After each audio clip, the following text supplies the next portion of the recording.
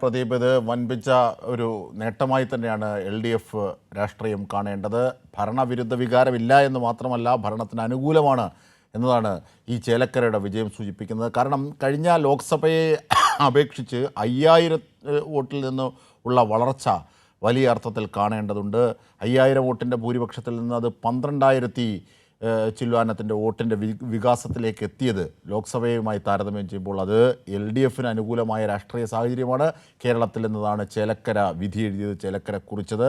12,201 വോട്ടുകൾക്ക് LDF സ്ഥാനാർത്ഥിയായ UR Pradeep വിജയിക്കുമ്പോൾ അത് LDFൻ്റെ രാഷ്ട്രീയത്തിൻ്റെയും നിലവിലുള്ള സർക്കാരിൻ്റെയും ഭരണത്തിനുള്ള അംഗീകാരം കൂടിയായിട്ടാണ് UR പ്രദീപ് അതിനെ വിലയിരുത്തിയത്.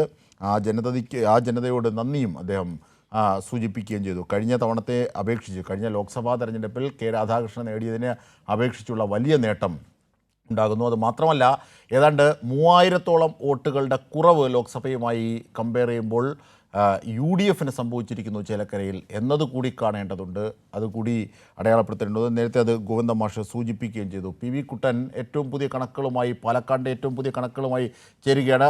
PV കുട്ടൻ, എന്തൊക്കെയാണ് പാലക്കാട്ട് ഏറ്റവും ഒടുവിലായി 18,806 വോട്ടുകളുടെ ഭൂരിപക്ഷത്തിൽ രാഹുൽ മാങ്കൂട്ടത്തിൽ ജയിക്കുമ്പോൾ LDFും NDAയും അതായത് BJPയും സ്വന്തമാക്കിയ വോട്ട് എത്ര കണ്ട് മെച്ചപ്പെടലാണ് LDF അവിടെ സാധ്യമാക്കിയത്? എന്തൊക്കെ വീഴ്ചകളാണ് നഗരസഭയിൽ അടക്കം BJPക്ക് സംഭവിച്ചിരിക്കുന്നത്? ആ വോട്ടുകളുടെ കണക്കുകൾ നിരത്തി PV. അജിൻഷാദ്, ഇവിടെ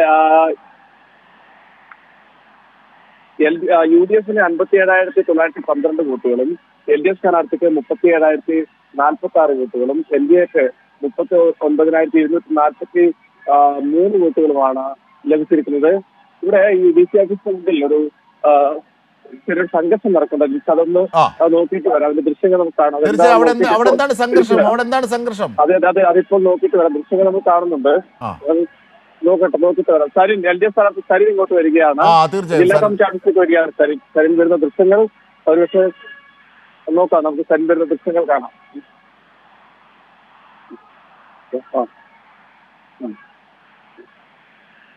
തീർച്ചയായും അല്പസമയത്തിനകം LDF സ്ഥാനാർത്ഥി ആയിരുന്ന സരിൻ ഇപ്പോൾ മാധ്യമങ്ങളെ കണ്ടേക്കാം. മാത്രമല്ല, അവിടെ ചെറിയ സംഘർഷങ്ങൾ രൂപപ്പെടുന്നു എന്ന കാര്യവും കുട്ടൻ റിപ്പോർട്ട് ചെയ്യുന്നുണ്ട്. അതെന്താണ്, അതിൻ്റെ വിവരങ്ങളിലേക്ക് തന്നെ നമുക്ക് പോകാനാകുമെന്ന് തന്നെയാണ് പ്രതീക്ഷിക്കുന്നത്. എന്തായിരുന്നാലും LDFൻ്റെ തോൽവിയിൽ പോലും കഴിഞ്ഞ തവണത്തെ കമ്പയർ ചെയ്യുമ്പോൾ ഏതാണ്ട് 1424 വോട്ടുകളുടെ മികവ് LDFനുണ്ടാക്കാൻ കഴിഞ്ഞിട്ടുണ്ട് എന്നത് അടയാളപ്പെടുത്തേണ്ടതാണ്. മാത്രമല്ല ഈ 37,000 PV കുട്ടൻ, സരിൻ എന്തെങ്കിലും പറഞ്ഞോ?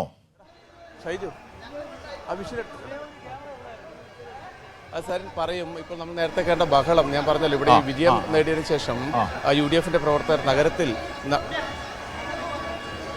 ഈ നഗരത്തെ പ്രകടനങ്ങളൊക്കെ നേരത്തെ ആദ്യം STPയുടെ പ്രകടനം ഉണ്ടായിരുന്നു. പിന്നെ ഈ ജില്ലാ കമ്മിറ്റി ഓഫീസിന് മുന്നിൽ പടക്കമൊക്കെ പൊട്ടിച്ചുകൊണ്ടുള്ള പ്രകടനമായിരുന്നു. അപ്പോൾ സരിൻ ഇവിടെയൊക്കെ ജില്ലാ കമ്മിറ്റി ഓഫീസിലേക്ക് വരുന്ന വഴിയിൽ വലിയ തോതിൽ പ്രവർത്തകർ UDFന്റെ പ്രവർത്തകർ സരിനോട് മോശമായി പെരുമാറുകയായിരുന്നു. പിന്നീട് പോലീസ് സംരക്ഷണത്തിലാണ് ഇങ്ങോട്ടേക്ക് കൊണ്ടുവന്നത്. അതാണ് ആ സമയത്തുണ്ടായ ബഹളം. ജില്ലാ കമ്മിറ്റി ഓഫീസിന് മുന്നിൽ കേന്ദ്രീകരിച്ചുകൊണ്ട് തന്നെ ഇതിന് തൊട്ടടുത്താണ് വോട്ടെണ്ണൽ കേന്ദ്രം വിക്ടോറിയ കോളേജ്. പക്ഷേ ഇവിടെ ഒരു മനഃപൂർവ്വ പ്രകോപനം ഉണ്ടാക്കുന്ന രീതിയിലേക്കുള്ള കൃത്യമായൊരു ഇടപെടലാണ് ഇപ്പോൾ ഇവിടെ UDF പ്രവർത്തകർ. അതൊരു ജനാധിപത്യ വിരുദ്ധവും ഒരു അഹങ്കാരവുമാണ്. അതായത് ഒരു സ്ഥാനാർത്ഥിയെ തോൽവിയും ജയവുമൊക്കെ ജനാധിപത്യ പ്രക്രിയയിൽ സ്വാഭാവികമാണ്. ഒരു സ്ഥാനാർത്ഥി LDF സ്ഥാനാർത്ഥിയെ ഡോക്ടർ P സരിനെ കായികമായി നേരിടുന്നതിലേക്ക് പോകുന്നത് മാത്രമല്ല, മറ്റൊരു പാർട്ടി ഓഫീസിന് മുന്നിൽ വന്ന് അലോസരം സൃഷ്ടിക്കുന്നു ജയത്തിൽ. അതായത് UDF ജയത്തിൽ അഹങ്കരിച്ചിരിക്കുന്നു എന്നാണ് കാണാനാകുന്നത്. ആ ദൃശ്യങ്ങളാണ്. അതൊന്ന് വലുതാക്കി കാണിച്ചാൽ സംഘർഷത്തിൻ്റെ അവസ്ഥ UDF സൃഷ്ടിക്കുന്നു. വിജയം നേടിയത് അക്രമത്തിലേക്ക് വഴിതിരിച്ചുവിടാനാണ് UDF ശ്രമിക്കുന്നത്. PV കുട്ടൻ,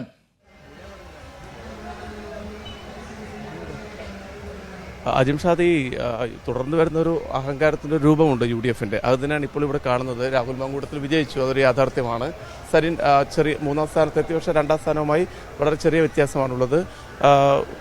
1500-ലധികം വോട്ടുകളുടെ വർധനവും LDF സ്ഥാനാർത്ഥി നേടിയിട്ടുണ്ട്. പക്ഷേ ഇവിടെ ഈ വിജയത്തിൻ്റെ മറവിൽ വലിയ രീതിയിലുള്ള അതിക്രമങ്ങൾ നടത്തുന്നതിന് വേണ്ടി ജില്ലാ കമ്മിറ്റി CPIM-ൻ്റെ ജില്ലാ കമ്മിറ്റി ഓഫീസിന് മുന്നിൽ വന്ന് പടക്കം പൊട്ടിക്കുക, പ്രകോപനപരമായ രീതിയിൽ പെരുമാറുക. ഇപ്പോൾ നമുക്ക് ദൃശ്യങ്ങളിൽ കാണാൻ, ഞാൻ കുറച്ച് ഇപ്പുറത്താണുള്ളത്, നമ്മുടെ ക്യാമറയിൽ അതിന് കാണാൻ പറ്റുമെന്ന് വിചാരിക്കുന്നു. തീർച്ചയായും ആ സംഘർഷത്തിന്റെ ക്യാമറയിലേക്ക് ആ ഭാഗത്തേക്ക് ക്യാമറ ഒന്ന് ഫോക്കസ് ചെയ്യുക. ഇപ്പോൾ കാണാം.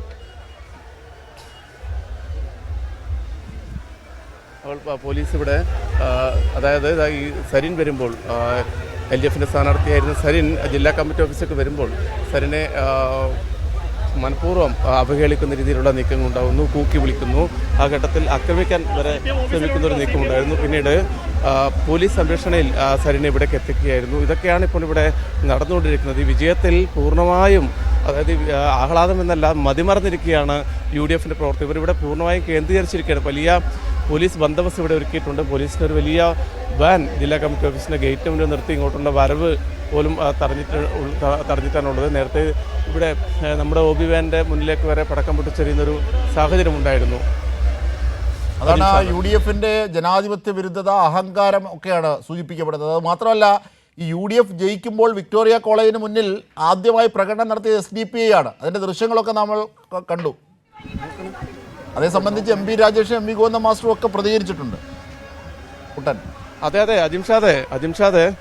അജിംഷാദെ ഇവിടെ വിജയം, അതായത് രാഹുലിൻ്റെ വിജയം പ്രഖ്യാപിക്കുന്നതിന് മുമ്പ് തന്നെ ഇവിടെ വലിയ ആഹ്ലാദ പ്രകടനം, അതായത് നഗരത്തിലൂടെ ആഹ്ലാദ പ്രകടനം നടത്തിയത് SDPI പ്രവർത്തകരായിരുന്നു. വലിയ ആക്രോശങ്ങളൊക്കെ ആയിട്ടാണ് SDPI പ്രവർത്തകരുടെ ആ പ്രകടനം നടന്നത്. അതിനുശേഷമാണ് UDF പ്രവർത്തകർ ഈ പരിസരം തന്നെ കേന്ദ്രീകരിച്ച് നിൽക്കുകയാണ്. സ്വാഭാവികമായും നഗരത്തിലേക്ക് പോവാം. റിസൾട്ട് വന്നു കഴിഞ്ഞു. ഈ വോട്ടെണ്ണൽ കേന്ദ്രം പ്രദേശം ഒഴിവാക്കി പോകുന്നതിന് പകരം CPM ജില്ലാ കമ്മിറ്റി ഓഫീസിൻ്റെ പരിസരം കേന്ദ്രീകരിച്ചുകൊണ്ട് മനഃപൂർവ്വമുള്ളൊരു സംഘർഷത്തിന് ഒരുങ്ങുന്ന രീതിയിലേക്ക് ആൾക്കാർ UDF-ൻ്റെ പ്രവർത്തകർ സംഘടിച്ച് എത്തുകയാണ്. ഇത് കേരളമാണ് എന്ന് മറക്കുകയാണ് UDF.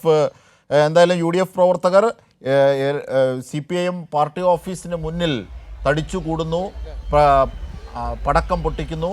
അതുമാത്രമല്ല, സംഘർഷാവസ്ഥയിലേക്ക് കാര്യങ്ങളെ എത്തിക്കുന്നു. ഡോക്ടർ P സരൻ എന്ന LDF സ്ഥാനാർത്ഥിയെ ആക്രമിക്കാൻ, കായികമായി നേരിടാനായി ശ്രമിക്കുന്നു. അതവിടെ വലിയ സംഘർഷത്തിന് വഴിവെക്കുന്നു. കൈരളി ന്യൂസിൻ്റെ OB വാന് മുമ്പിലേക്ക് പടക്കമെറിയുന്നു. ഇങ്ങനെ അതിക്രമത്തിൻ്റെ ജനാധിപത്യ മര്യാദകൾ ലംഘിച്ചുകൊണ്ടുള്ള ഒരു നീക്കമാണ് കോൺഗ്രസും UDF പ്രവർത്തകരും അവിടെ കാട്ടുന്നത്. പാലക്കാടിൻ്റെ നേരിയൊരു വിജയം ഒരുപക്ഷെ ഇത്രമേൽ അഹങ്കാരത്തിലേക്ക് എടുത്തെറിയിക്കുന്നു എന്നുള്ളതാണ്. ഈ നടന്ന 3 ഉപതെരഞ്ഞെടുപ്പിൽ നിലവിലത്തെ, കഴിഞ്ഞ തവണത്തെ ഉണ്ടായിരുന്ന അവസ്ഥ തുടരുക മാത്രമാണ് ചെയ്യുന്നത്. കാരണം ചേലക്കര LDF നിലനിർത്തുന്നു, UDF പാലക്കാട് നിലനിർത്തുന്നു. ഒപ്പം വയനാട്ടിൽ രാഹുൽ ഗാന്ധിക്ക് പിന്നാലെ അദ്ദേഹത്തിൻ്റെ സഹോദരി കൂടിയായ പ്രിയങ്ക ജയിക്കുന്നു. ഇത് ഒരു സ്റ്റാറ്റസ് മെയിൻറ്റെയിൻ ചെയ്യുക മാത്രമാണ് ചെയ്തത്. ഈ സാഹചര്യത്തിലാണ് ഇത്രയേറെ അഹങ്കാരം. നേരത്തെ അവർ UDF പറഞ്ഞിരുന്നത് പോലെയുള്ള ഭരണവിരുദ്ധ വികാരം അടക്കം ഉള്ള കാര്യങ്ങൾ ജനത തള്ളിക്കളഞ്ഞു എന്നുള്ളത് ബോധ്യമാകുന്ന ഈ നിമിഷത്തിലാണ് ഈ പാലക്കാടിൻ്റെ ഒരു വിജയം മുന്നിൽ നിർത്തിക്കൊണ്ട് അക്രമാസക്തമാകുന്നത് UDF എന്നത് അടിവരയിടേണ്ടതാണ് ജനാധിപത്യ വിശ്വാസികൾ. എന്തായിരുന്നാലും PV കുട്ടൻ കൂടുതൽ വിവരങ്ങളിലേക്കും ദൃശ്യങ്ങളിലേക്കും തന്നെ പോകുകയാണ്. PV കുട്ടൻ, എന്താണ് ഇപ്പോഴത്തെ ഒരു അവസ്ഥ അവിടെ?